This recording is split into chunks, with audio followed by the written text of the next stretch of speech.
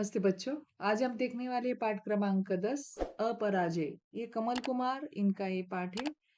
इनके पाठ के ऊपर जो स्वाध्याय है वो हम देखेंगे। पहले जो पेज क्रमांक 79 इस पर जो स्वाध्याय है वो देखे पहले कि सूचना के अनुसार कृतियां कीजिए, संजाल पूर्ण कीजिए। कैनवास पर बनते हुए चित्र तो एक है झरना, पत्ते, फूल और हरियाली। आगे है रिक्त स्थानों की पूर्ति करें। बनाए गए घर के पीछे और घर के आगे, घर के पीछे है फलों के पेड़ और घर के आगे है फूलों का बगीचा। नेक्स्ट है परिच्छेद से ऐसे दो शब्द ढूंढकर लिखिए जिनका वचन परिवर्तन नहीं होता। तो वो है घर और पेड़। आगे का प्रश्न है कला में अभिरुचि होने से जीवन का आनंद बढ़ता है। अपने विचार लिखिए। कला जीवन का प्रतिबिंब है, वही जीवन का आनंद है। हर कोई कला का शौकीन होता है। कला में रुचि होने के कारण व्यक्ति इसके अभ्यास में लगा रहता है। ऐसे में वह खुद को भी भूल जाता है। उन्हें कला के अलावा कुछ भी याद नहीं आता। वह अपनी मनचाही कला के सौंदर्य और माधुर्य में लीन हो जाता है। कला का आनंद लेते हुए उसका मन आनंदमय हो जाता है। वह कला को अपने अस्तित्व का आधार मानकर अपनी जीवन को सुंदर बनाता है। निरंतर कला के सानिध्य में रहने के कारण मन में ताजगी बनी रहती है।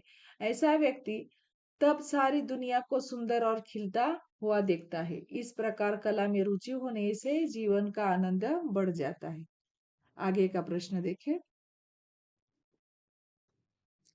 ये पाठ के नीचे का जो स्वाध्याय है पाठ के आंगन में, उसका प्रश्न है सूचना के अनुसार कृतियां कीजिए। केवल एक शब्द में उत्तर लिखिए। पहला है जिसमें चल फिरने की क्षमता का अभाव हो तो अपाहिज और अपंग कहते हैं। जिनमें सुनने की क्षमता का अभाव हो उसको बधिर कहा जाता है। जिनमें बोलने की क्षमता का अभाव हो उसे गूंगा कहा जाता है। स्वस्थ शरीर में किसी भी एक क्षमता का अभाव होना दिव्यांग कहा जाता है। आगे का प्रश्न है पाठ में प्रयुक्त वाक्य पढ़कर व्यक्ति में निहित भाव लिखिए। तो पहला है टांग ही काटनी है तो काट दो। तो इस वाक्य का निहित जो अर्थ भाव है वो है कि हास्य व सहज भाव, निडरता, सकारात्मकता और दृढ़ निश्चय।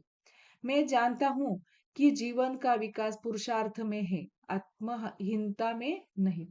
तो इसका जो निहित भाव है शांत भाव, संघर्षशीलता, दृढ़ निश्चय।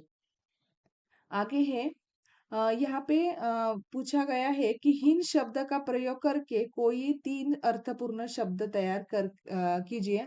तो आत्मा को हीन लगाया तो आत्महीन होता है। संवेदन को हीन लगाया तो संवेदनहीन। आपको हीन को ही लगाना है ना, इसलिए मैंने संवेदनहीन, संवेदनहीन, चरित्रहीन, स्नेहहीन। आगे का देखिए प्रश्न। ये है परिस्थिति के सामने हार न मानकर उसे सहर्ष सहर्ष स्वीकार करने में ही जीवन की सार्थकता है। स्पष्ट कीजिए। कहा जाता है कि मनुष्य परिस्थितियों के हाथ में एक कठपुतली के समान होता है। यह कहावत एक साधारण मानव के लिए सही हो सकती है, परंतु इस पृथ्वी पर ऐसे भी अनेक मनुष्य हैं जो किसी भी हालत में परिस्थितियों को अपने ऊपर हानि नहीं होने देते। अमरनाथ जी के जीवन में ऐसा ही हुआ। पहले उसकी टांग काटनी पड़ी। उन्होंने चित्रकला को उसका अपना साथी बनाया। उसी में खुश रहते उनकी दाई बाह निर्जीव हो गई, अतः उसे भी काटना पड़ा। अब अमरनाथ जी अपना संगीत का शौक पूरा करके करने लगे।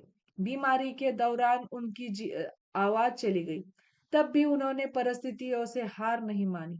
वे बाहर बगीचे में बैठकर प्राकृतिक दृश्यों का आनंद लेते हैं, प्रसिद्ध संगीतज्ञों के कैसेट सुनते हैं, अभी भी पूर्ववत प्रसन्न रहते हैं।